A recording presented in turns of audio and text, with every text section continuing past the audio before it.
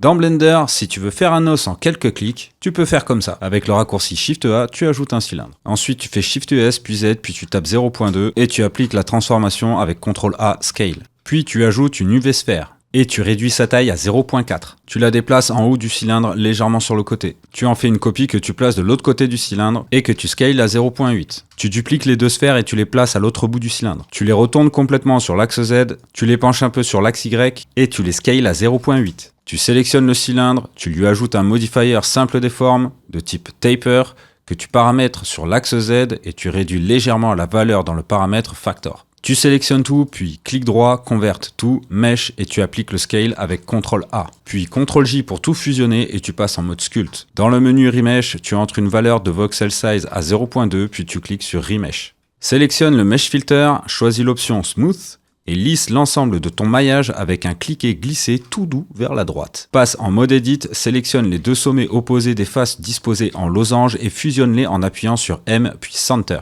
Tu peux aussi utiliser le raccourci Shift R pour répéter la dernière opération tout le long du nettoyage. Si tu veux vraiment faire ça bien, sélectionne les Inset Face qui sont par 2 ou par 4, puis dans le menu Select, rends-toi dans Select Loops et clique sur Select Boundary Loops.